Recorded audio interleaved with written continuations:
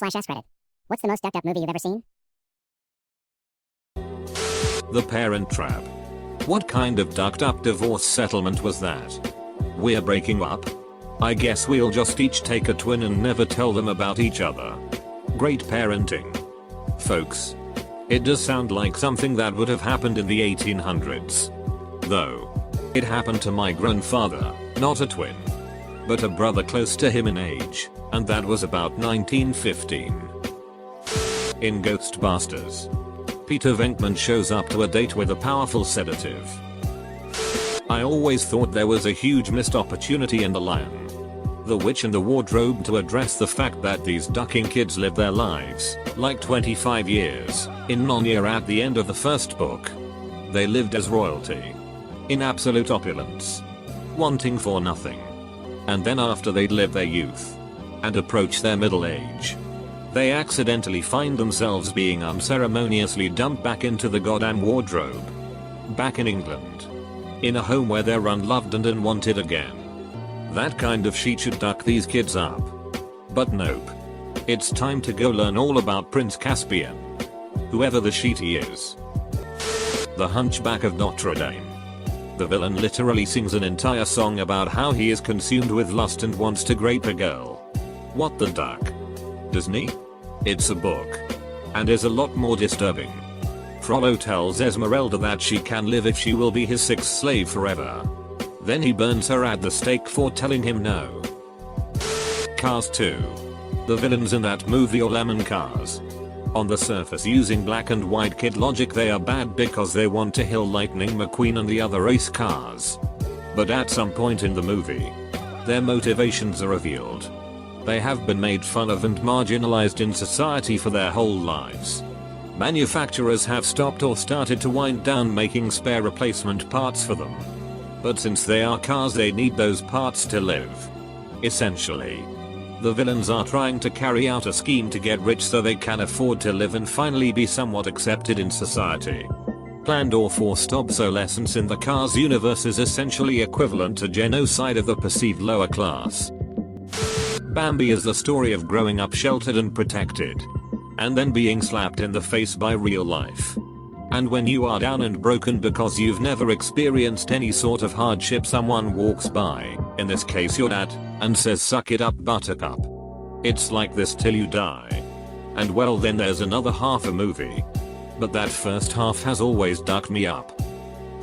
Willy Wonka and the Chocolate Factory. It's just so for kids.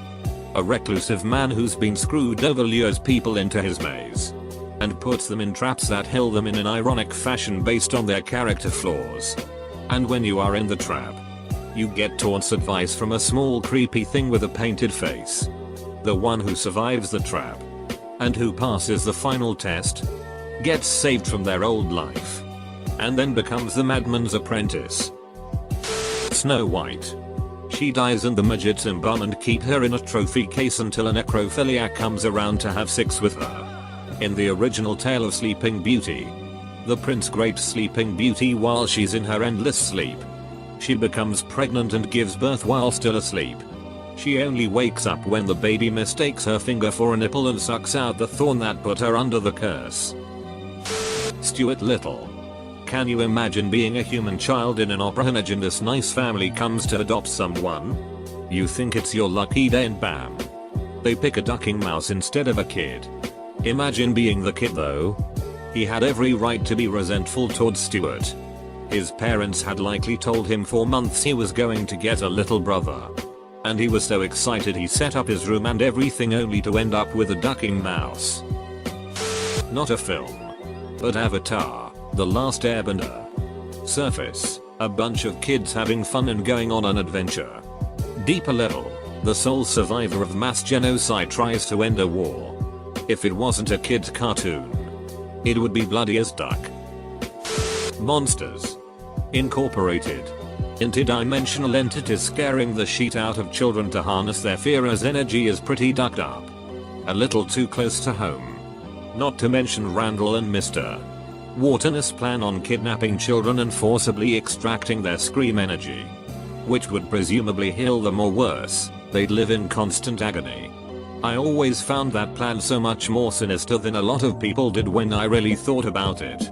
The kids would have to be kept in a state of perpetual terror and anguish to generate enough power. And what happens when they are adults? They wouldn't just toss them back into the human world, they'd dispose of them and simply kidnap more. Really eerie to think about. It's just one scene. But an elf buddy leaves behind a note for his family saying that he doesn't belong anywhere and then walks alone to the edge of a bridge. He gets interrupted by Santa's sled before we see what he was gonna do once he got there. The Bee Movie appears as a kid movie and it's literally about a bee and a ducking human liking each other. It also has very weird jokes. The scene where they are picking jobs is pretty dark. A bee dies every 2 seconds to open up a new job and they're just watching the board like vultures waiting to swoop in. Monster House. At first it's just a quirky movie about an actual haunted house. Then spoiler. The house turns out to be the spirit of the old man's wife who was buried alive under concrete in the basement. That movie is messed up, man. The Incredibles. If you look at it, at the beginning of the movie the family is insanely dysfunctional. And Helen thinks Bob is running around with another woman. Didn't notice this till I watched it a few weeks ago. Edit, a word. To me. It's that there's a ducking insane amount of death. Unlike 99% of Pixar and Disney where the threat of death is not real.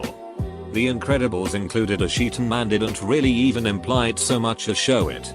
You know those bad guys in your TV shows? Well, these people aren't like those characters. They won't hesitate because you're children. They will kill you if they get the chance. Pretty shocking to hear that in a Pixar film. Finding Nemo.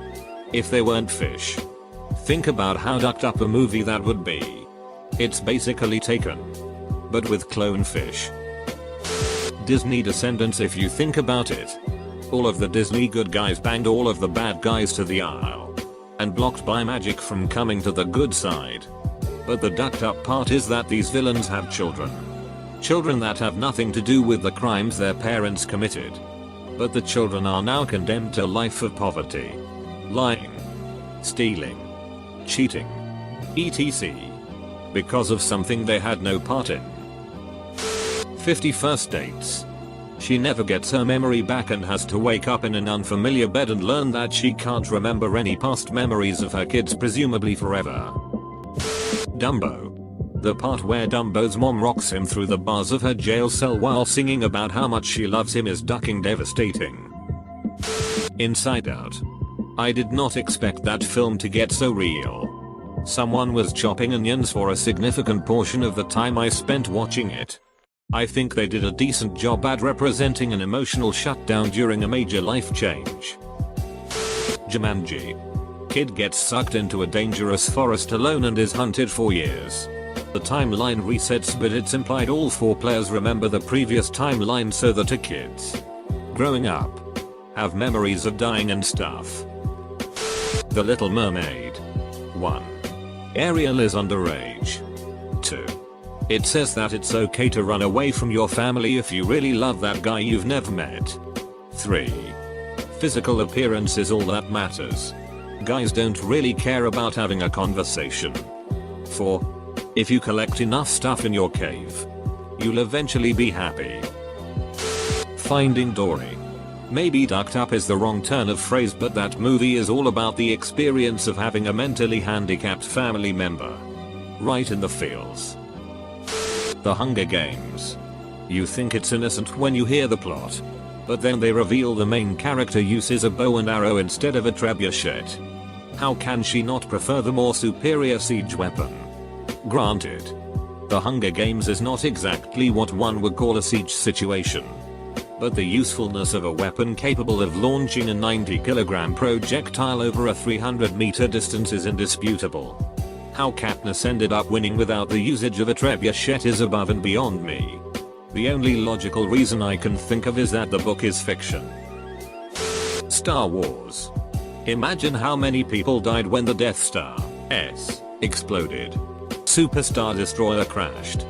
Probably like 500,000 lives lost. Sanitized violence is crazy.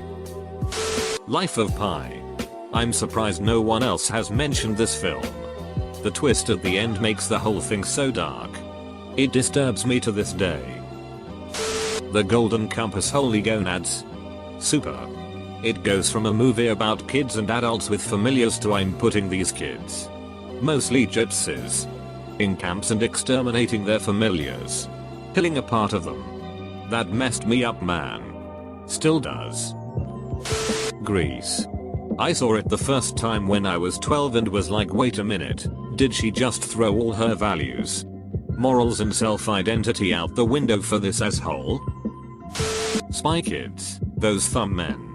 Watched on a flight recently and it's way more disturbing than I remember.